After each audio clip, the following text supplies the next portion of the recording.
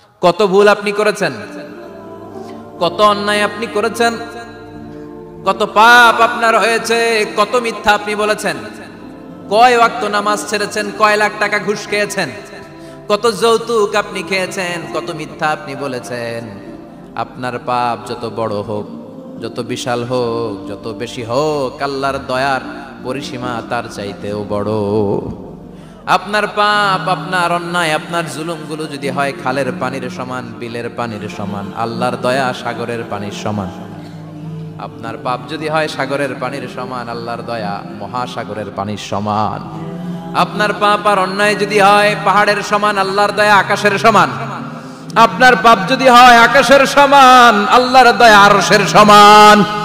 এজন্য আল্লাহ বললেন, ইয়া আইয়ুহাল্লাযীনা আমানু তুবু ইলাল্লাহি তাওবাতান নাসুহা। ও আমার গোলাম, তুই তোর নিজেরে যত বেশি ভালোবাসিস তার চেয়েও আমি তোরে বেশি ভালোবাসি। তোর বাবা মা তোরে যত বেশি ভালোবাসে তার চেয়েও আমাদেরকে বেশি ভালোবাসে কে? আল্লাহ বললেন, ভালোবাসারে তৈরি করার পরে আমি 100 টুকরা করলাম। চিল্লায় বলেন, কয় টুকরা? 99 টুকরা ভালোবাসা আমি আল্লাহ নিজের মধ্যে রেখে দিলাম। 1 টুকরা ভালোবাসা গোটা বিশ্বের সবার মধ্যে আমি ভাগ করে দিলাম। 1 টুকরা ভালোবাসা পেয়ে আমাদের অবস্থা দেখছেন? আল্লাহ যদি 1 টুকরা না দিয়ে আমাকে 30 টুকরা দিত, কথা কন, 1 টুকরা না দিয়ে 80 টুকরা দিলে কি হইতো?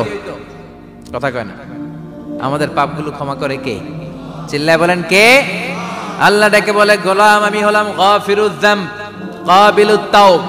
আমার কাজ হলো ক্ষমা করা, আমার কাজ হলো তওবা কবুল করা। শয়তানের কাজ হলো ওয়াসওয়াসা দেওয়া, আমাদেরকে ভুল পথে নিয়ে যাওয়া। আর আমাদের কাজ হলো ভুল করে ফেলা, আল্লাহর কাজ হলো ভুলগুলো মাফ করে দেয়া। আল্লাহ ডেকে বলে, গোলাম তোরা যদি ভুল না করতি, তোরা যদি পাপ না করতি, তোরা যদি অন্যায় না করতি, তোদেরকে ধ্বংস করে দিয়ে এমন একটা জাতি আমি এই দুনিয়ার বুকে তৈরি করতাম যারা সকালবেলা ভুল করে দুপুরে মাফ চাইতো, দুপুরে ভুল করে রাত্রে মাফ চাইতো, আজকে ভুল করে আগামীকাল মাফ চাইতো। আর আমি আল্লাহ গুনাহগুলো তাদের সব ক্ষমা করে দিতাম। ক্ষমা করে দিতে আল্লাহর বড্ড ভালো লাগে। বান্দা আল্লাহর কাছে বারবার চাক, চোখের পানি ছাড়ুক, এটা আল্লাহ পছন্দ করে। চোখের পানির যে কত পাওয়ার আপনি কল্পনাই করতে পারবেন না। অনুশোচনার চোখের পানি চোখ বেয়ে নাকের ডগা পেয়ে জমিনে পড়ার আগেই আল্লাহ এই বান্দারে মাফ করে দেয়। বিশ্বনবী ডেকে বলে, ও আমার উম্মতেরা শোনো, আল্লাহর কাছে দুনিয়ার মানুষদের 2 ফোঁটা পানি সবচেয়ে প্রিয়। 1 হলো জিহাদের ময়দানে রক্তের ফোঁটা, 2 হলো অনুতপ্ত বান্দার চোখের পানির ফোঁটা। এজন্য আল্লাহ ডেকে বললেন, গোলাম আমি যে তোদের কত ভালোবাসি তোর ধারণা নাই।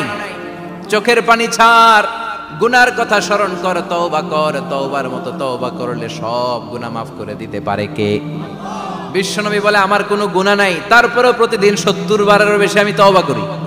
আল্লাহে ইন্নী আস্তাগফিরুল্লাহ ওয়া আতুবু ইলাইহি আকসার মিন 70 মাররা। Could you imagine that? কল্পনা করছেন কোনদিন যে নবীর গুনাহ নাই, ওই নবী তওবা পড়ে প্রতিদিন 70 বার, আকসার 70 বারেরও বেশি। আমার পড়া দরকার কয়বার? আপনার পড়া দরকার কয়বার? বিশ্বনবী 70 বারের বেশি বললে আমাদের পড়া দরকার কয়বার? আর আমরা প্রতিদিন পড়ি কয়বার? কথা কন। আমাদের ভুল হবে, ভুল হতে সমস্যা নাই, ভুল হওয়াই মানুষের স্বভাব। কিন্তু ভুল হওয়ার পরে ভুলের উপর অটল থাকা যাবে না। শয়তান আর মানুষের মধ্যে এই মৌলিক পার্থক্য। শয়তান ভুল করে ভুলের উপরই আছে, ঠিক কি না? ক্ষমা চায় নাই। কিন্তু আমরা সকালে ভুল করলে দুপুরে মাপ চাই কার কাছে? 19 সালে ভুল করলে 20 সালে মাপ চাই কার কাছে? মৃত্যুর আগ পর্যন্ত আমরা ক্ষমা চাইলে ক্ষমা করে দিবে কে? সব সময় 24/7 তওবার দরজা খোলা, 2টার সময় ছাড়া। ভালো করে মনে রাখবেন, মুখস্থ ঠোঁটস্থ যেন থাকে। 2টার সময় তওবা কবুল হয় না। চিৎকার করে বলেন, কয় সময়?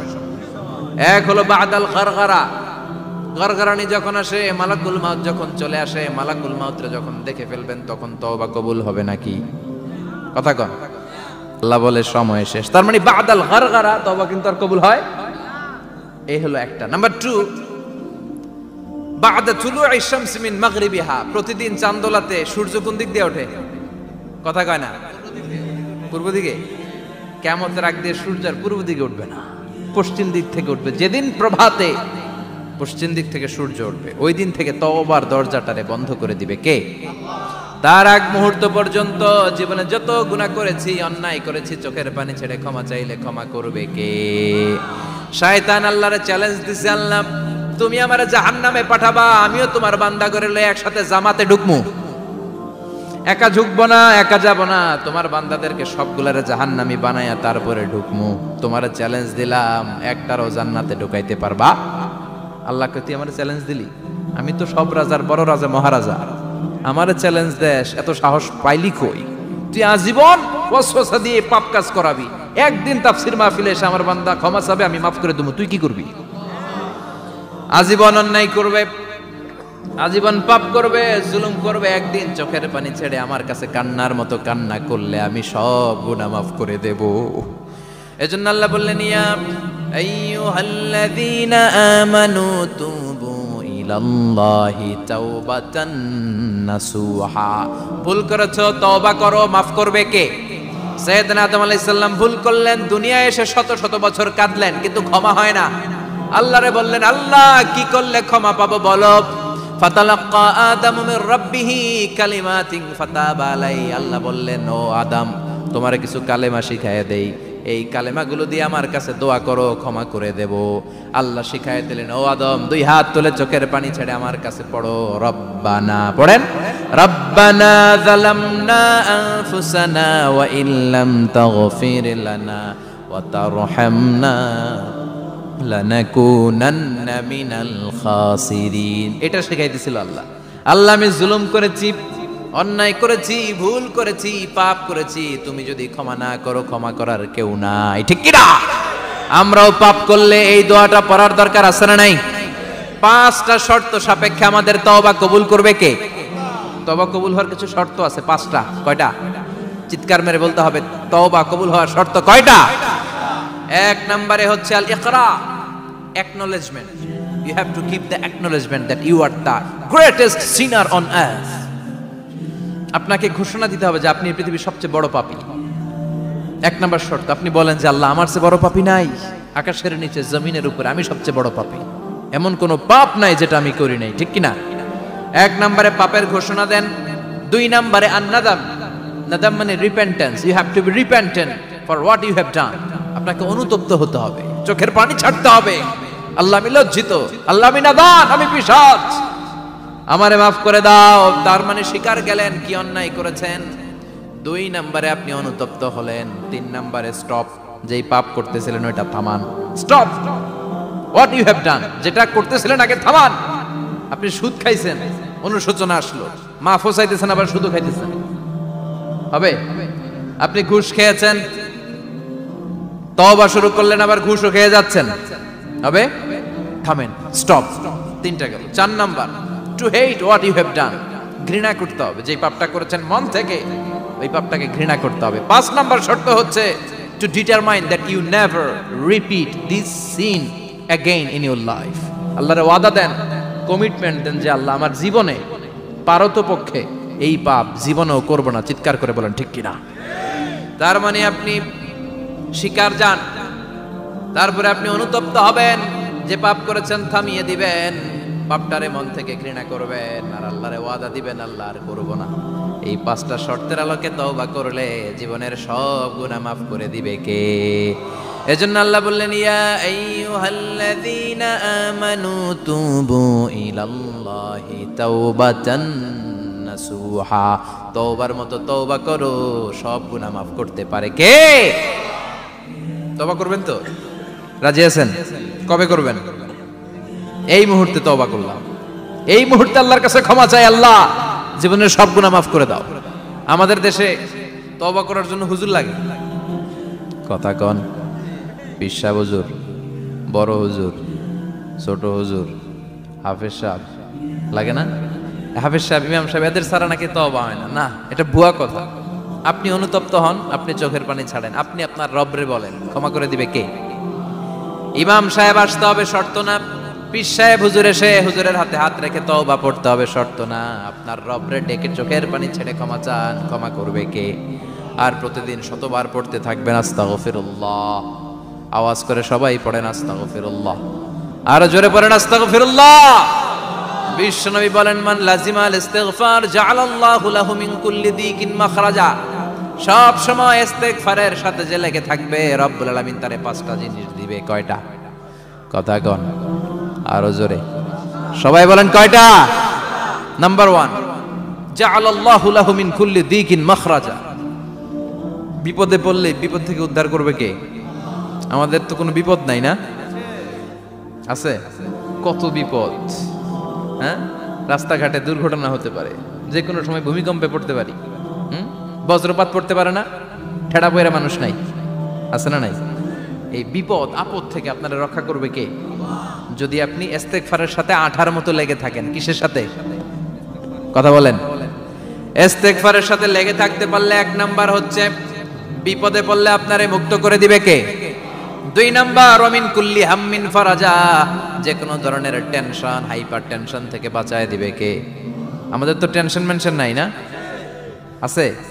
লাইফ নিয়ে টেনশন, বাঁচার টেনশন, মরার টেনশন, ক্যারিয়ারের টেনশন, রাস্তাঘাটে যানজট এটার টেনশন, পুলিশের দৌড়ানি, র্যাবের দৌড়ানি, বাড়ির ভাড়া, গ্যাস বিল, বিদ্যুৎ বিল, ছেলে মেয়েদের লেখাপড়া, কত টেনশন।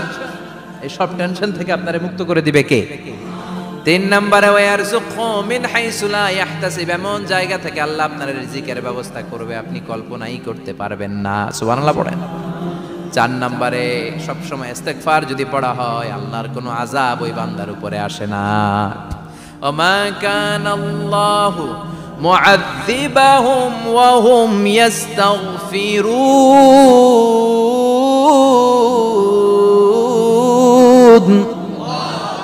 যতক্ষণ আমার বান্দা আমার কাছে ইস্তেগফার পড়তে থাকে আমার কোনো আযাব বান্দারে পাবে না। যতক্ষণ ইস্তেগফার পড়বেন আল্লাহর কোনো আযাব আপনার উপর আসবে না। 4টা গেল। 5 নাম্বার, বারবার ইস্তেগফার পড়লে রফিক ভাই আল্লাহ আপনারে মুস্তাজাবুদ দাওয়া বানিয়ে দিবে। দোয়া করা মাত্র কবুল করে নিবে কে?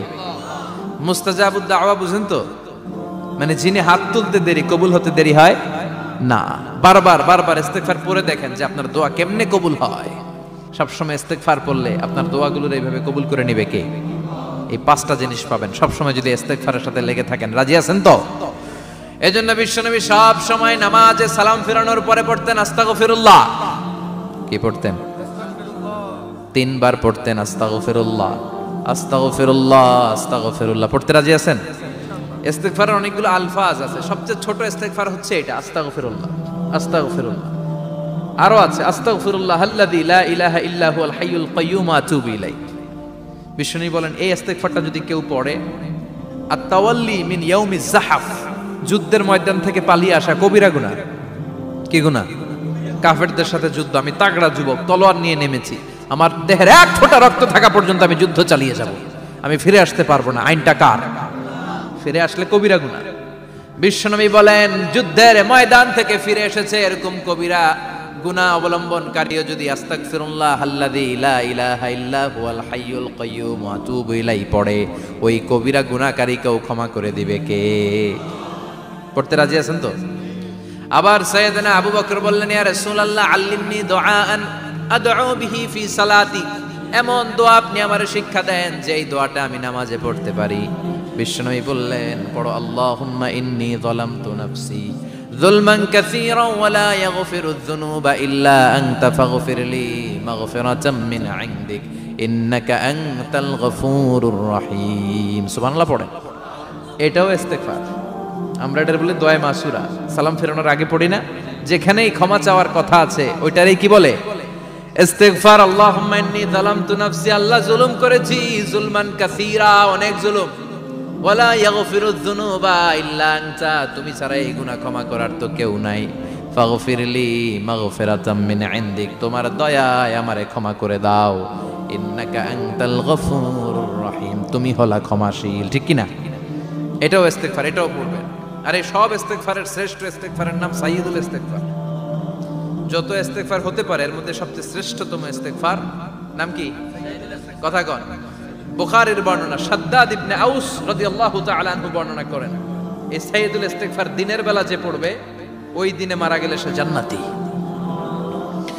এই সাইয়্যিদুল ইস্তেগফার রাতের বেলা যে পড়বে ওই রাতে যদি ইন্তেকাল হয় ওই লোকটা জান্নাতি। মুখস্থ আছে না? কার কার মুখস্থ হাত তোলেন। মাশাআল্লাহ, তাবারাকাল্লাহ, মাশাআল্লাহ, মাশাআল্লাহ।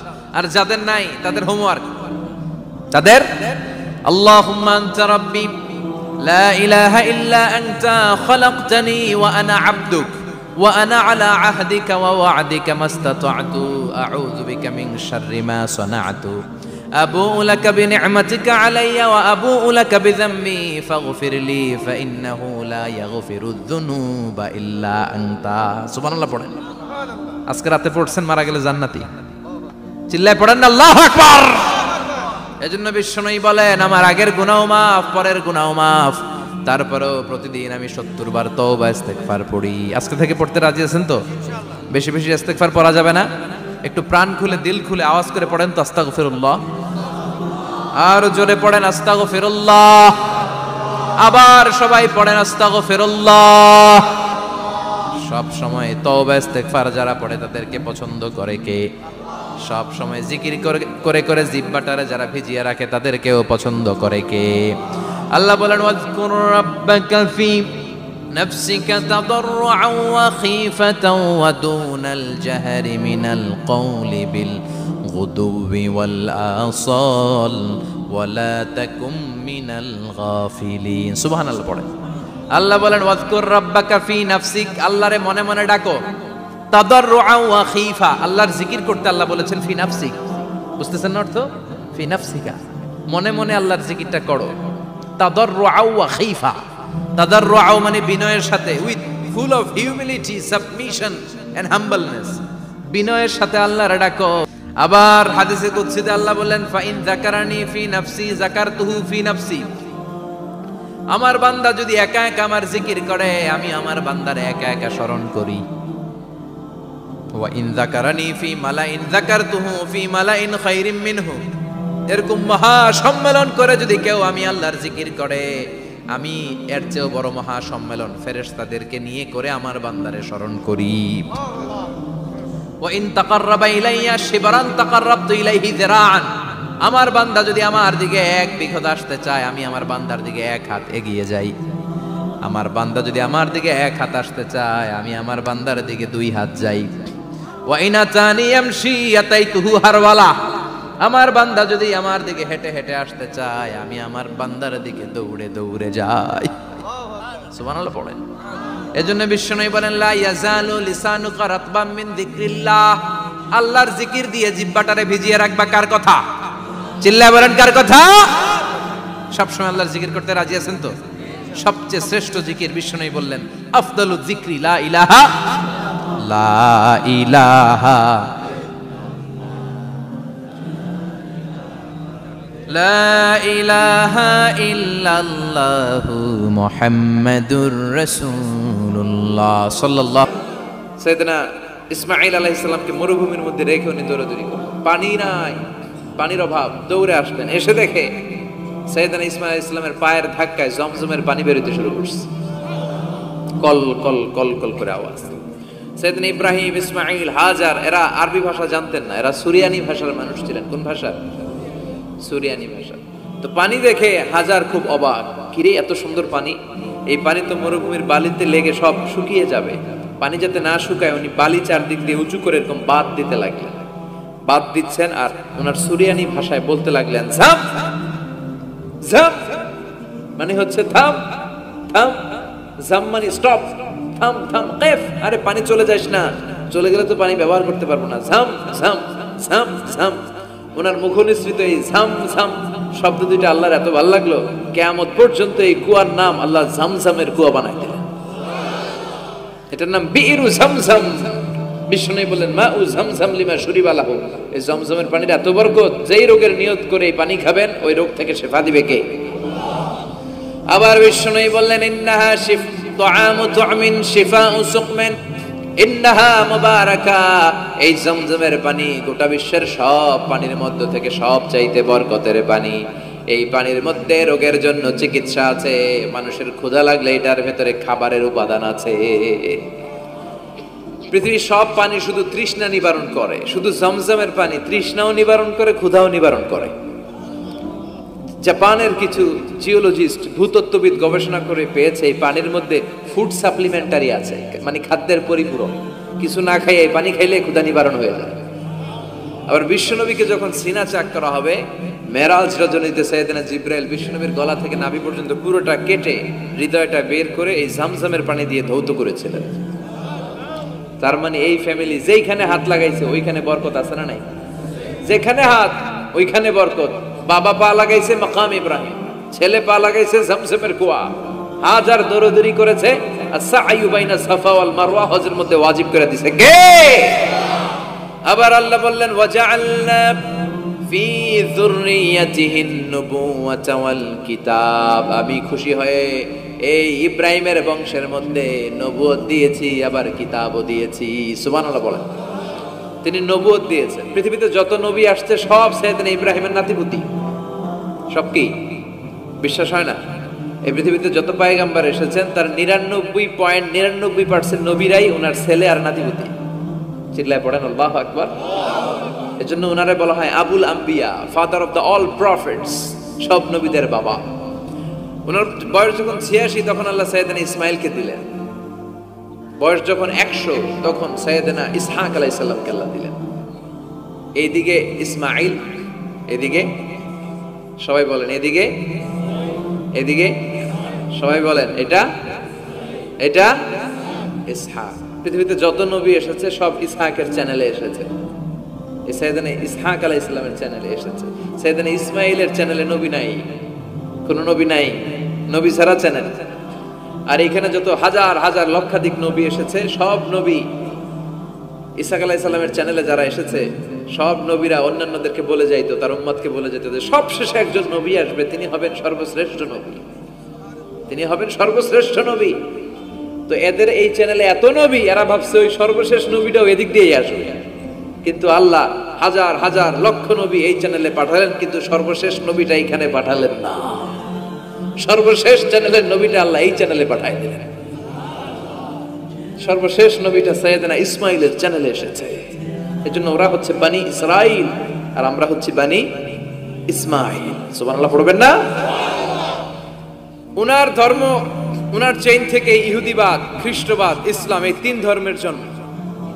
ইহুদিবাদও আল্লাহর দেয়া ধর্ম, খ্রিস্টবাদও আল্লাহর দেয়া ধর্ম, কিন্তু আল্লাহর দেয়া শরীয়তের উপর ওরা অবশিষ্ট থাকে নাই, থেকেছে শুধু ইসলাম। ঠিক কিনা?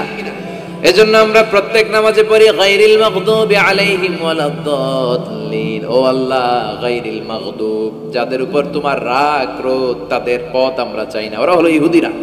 ওয়ালাদ-দাল্লিন, আর যারা ভ্রষ্ট তাদের পথও চাই না, এরা হলো নাসারারা। তিন ধর্মের গোড়া সাইয়েদনা ইব্রাহিমের সাথে লেগেছে। এজন্য এই তিন ধর্মকে একসাথে বলে কম্পারেটিভ রিলিজিয়ন, তুলনামূলক ধর্মতত্ত্বের ভাষায় অ্যাব্রাহামেটিক ফেইথ। কি বলে? অ্যাব্রাহামেটিক ফেইথ বলে। এজন্য ওনাকে বলা হয় আবুল আম্বিয়া। সব নবীরা এই চ্যানেলে এসেছে, তার মানে সব নবী সাইয়েদনা ইব্রাহিমের নাতিপুতি। আবার এই প্রতিটা নবীর জন্য আল্লাহ তাআলা আকাশ থেকে কিতাব নাজিল করেছেন। চিল্লায় বলেন ঠিক কিনা? আল্লাহ বলে ইব্রাহিম তোমারও আমি কিতাব দিলাম। সাইয়েদনা ইব্রাহিম আলাইহিস সালামের উপর কিতাব আছে না নাই? ওই কিতাবের নাম কি? কে পারে? ইন্না হাযা লাফিস সুহুফিল উলা সুহুফি ইব্রাহিম ওয়া মূসা। সুহুফ ইব্রাহিম, সাইয়েদনা ইব্রাহিমকে আল্লাহ তাআলা সহিফা দান করেছেন। চিল্লায় পড়েন আল্লাহু আকবার। আবার এই নবীর নামে আল্লাহর কোরআনে একটা সূরা আছে না নাই? কথা কন, কি নাম সূরা? সূরা আলিফ লাম রা। কিতাবুন আনজালনাহু ইলাইকা লিতুখরিজান নাসা মিনাল যুলুমাতি ইলান নূর। সুবহানাল্লাহ পড়েন। আলিফ লাম রা, I have revealed this holy and sacred book unto you in order to lead the mankind out of darkness into the light. ও নবী, আমি এই কিতাবকে আপনার কাছে পাঠিয়েছি অন্ধকারাচ্ছন্ন মানুষগুলোকে অন্ধকার থেকে আলোর দিকে নিয়ে যেতে। এই কোরআনের ভেতরে আলো আছে না নাই? সবকিছুর সমাধান আছে না নাই? সমাধান চাও যদি জীবনে মরণে, ফিরে যাও খুঁজে নাও, চোখ রাখো কোরআনে। সুবহানাল্লাহ পড়েন। চোখ রাখবেন কোথায়? নাকি মোবাইলে, না টিভিতে, না এটিএন বাংলার পর্দায়? আসিতেছে আগামী শুক্রবার রঙিন পর্দায়। চোখ রাখুন এটিএন বাংলায়। এটিএন বাংলায় চোখ রাখবেন। কই রাখবেন? সমাধান চাও যদি জীবনে মরণে ফিরে যাও, খুঁজে নাও চোখ রাখো কোরআনে, ঠিক কি না? If you want the solution this dunya and akhira, go back, have a look to the holy Quran. সুবহানাল্লাহ পড়েন। কি নবী আল্লাহ বানালেন, ওই নবীর নামে আল্লাহ একটা সূরা দিলেন। আবার আল্লাহ বললেন, ও দুনিয়ার মুসলমানেরা শোনো, তোমাদেরকে মুসলমান বলে নাম করেছে সাইয়েদনা ইব্রাহিম, ঠিক কি না? আবার এই নবী সাধারণ কোন নবী নয়, এই নবী হলো তোমাদের জাতির পিতা। আমাগো জাতির পিতা কেডা? কথা কর আরো জোরে, সবাই মিলে বলেন, মিল্লাত আবিকুম ইব্রাহিম হুয়া সাম্মাকুমুল মুসলিমিন। মিল্লাত আবিকুম ইব্রাহিম, তোমাদের জাতির পিতার নাম, আমাদের জাতির পিতার নাম ওয়া সাম্মাকুমুল মুসলিমিন, তিনিই তোমাদেরকে মুসলমান নামকরণ করেছেন। আবার আল্লাহ বললেন, আসলিম ইব্রাহিম, তুমি সবাইরে মুসলমান বানাও, আগে নিজে মুসলমান হও। আসলিম ক্বালা আসলামতু লিরাব্বিল, ও ইব্রাহিম তুমি মুসলমান হও বলার সাথে সাথে ইব্রাহিম বলে, আল্লাহ দেরি নাই, আমি মুসলমান হয়ে গেলাম। ইহুদিরা দাবি করতো সাইয়েদনা ইব্রাহিম নাকি ইহুদি, নাউজুবিল্লাহ পড়বেন না? খ্রিস্টানরা দাবি করতো সাইয়েদনা ইব্রাহিম নাকি খ্রিস্টান। আল্লাহ বলে, মা কানা ইব্রাহিমু ইয়াহুদিয়াও ওয়ালা নাসরানিয়াও ওয়ালাকিন কানা হানিফাম মুসলিমা। আল্লাহ বলে, আমার ইব্রাহিম ইহুদি নয়, আমার ইব্রাহিম খ্রিস্টান নয়, আমার ইব্রাহিম পাক্কা মুসলমান। হানিফান মুসলিমা, পাক্কা মুসলমান, ওনার ইসলামে কোনো সন্দেহ। এজন্য আল্লাহ খুশি হয় ওনার একটা উপাধি দিলেন, উপাধিটা হলো লা হালিম। ইন্না ইব্রাহিম লা হালিমুন আওয়াহুম মুনিব, আমার ইব্রাহিম সহনশীল, আমার ইব্রাহিম ভদ্র। সুবহানাল্লাহ বলেন। আমাদের বাংলাদেশে আমাদের মুসলমানদের মধ্যে এটার সবচেয়ে বড় অভাব, সহনশীলতা আমাদের নাই। কথা কয়, নিজে যেটা বুঝি ওইটাই। আমি তাবলীগ করি, আমি মনে করি আমি হক, বাকি সব বাতিল। এই সমস্যাগুলো বাগেরহাটে আছে না নাই? হ্যাঁ, আমি যদি জামাত ইসলাম করি, আমি মনে করি আমি হক, বাকি একটা দলরও আমি হক বলতে চাই না। আছে না এরকম? আমি আহলে হাদিস, সো আমি হক, আর বাকি যা আছে সব বাতিল।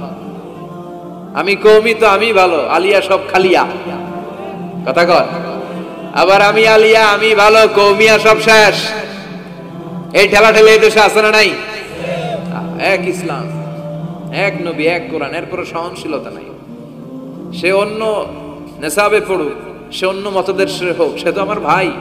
সবচেয়ে বড় পরিচয়, সেও মুসলিম, আমিও মুসলিম। এই চিন্তাটুকু নাই। আল মুমিনুনা ইখওয়া, ব্রাদারহুড, ভ্রাতৃত্বের এই গন্ধনটা আমাদের মধ্যে নাই। আমরা একে অপরকে গালিগালাজ করতে দেরি করি না, একটু চিন্তা করি না। কাফের বলে ফতোয়া দিতেও দেরি করি না। কথা কন, ফতোয়া আছে না নাই? কয় তুই কাফের 10 কারণে, তুই কাফের 20 কারণে, তোর দাদা কাফের, তোর নানা কাফের, তোর পীর সাহেব হুজুর কাফের, আছে না নাই? তোর এই কাফের পীর সাহেব মারা গেলে, এই পীর সাহেবের যে কবরে শোয়ানো হবে, ওই কবরের উপরে যে ঘাস উঠবে, ওই ঘাস যে গরু খাবে, ওই গরুর যে দুধ খাবে, ওইটাও কাফের। আছে না নাই? খালি ফতুয়াবাজি। আল্লাহ বললেন, আমার ইব্রাহিম ফতুয়াবাজি করে নাই। ইন্না ইব্রাহিম লা হালিমুন আওয়াহুম মুনিব, আমার ইব্রাহিম ছিল সহনশীল, ভদ্র একজন নবী। চিৎকার করে বলতে হবে, ঠিক কি না? আবার আল্লাহ বললেন, আমার ইব্রাহিমকে আমি খলিল উপাধি দিয়েছি। ইত্তাখাযাল্লাহু ইব্রাহিমা খলিলা, আল্লাহ বললেন গোটা বিশ্বের মধ্য থেকে কাউরে আমি খলিল বলে গ্রহণ করি নাই, একমাত্র ইব্রাহিমকে ছাড়া। ইব্রাহিম আলাইহিস সালামকে ছাড়া কাউরে আল্লাহ খলিল বানাইছে? খলিল মানে বন্ধু, খলিল মানে, সবাই বলেন খলিল মানে। সাইয়েদনা ইব্রাহিমকে বানাইছেন খলিল, আর বিশ্বনবীকে বানাইছেন হাবিব। বিশ্বনবীর কি বানাইছে? আর সাইয়েদনা ইব্রাহিম খলিল। বাপ বেটা, একজন খলিল একজন হাবিব। বাপ কা বেটা সিপাহী কা ঘোড়া, কুছ না হতো থোড়া থোড়া, ঠিক কি না? বাপ ভালো তার বেটা ভালো, তাই মা ভালো তার ঝি, গাই ভালো তার দুধ ভালো রে, দুধ ভালো তার ঘি। বাবা যদি ভালো হয় ছেলে ভালো, মা যদি ভালো হয় মেয়ে ভালো, গাই যদি ভালো হয় দুধ ভালো, দুধ ভালো তো ঘি ভালো। কথা বলেন। যেমন বাপ তেমন বেটা। বাবা হলেন খালিল, ছেলে হলো হাবিব। খালিল মানেও বন্ধু, হাবিব মানেও বন্ধু। খালিল মানে এমন বন্ধু যেই বন্ধু আল্লাহরে খুশি করার জন্য কাজ করে। কথা বুঝতে হবে। খালিল মানে এমন বন্ধু যেই বন্ধু আল্লাহরে খুশি করার জন্য কাজ করে।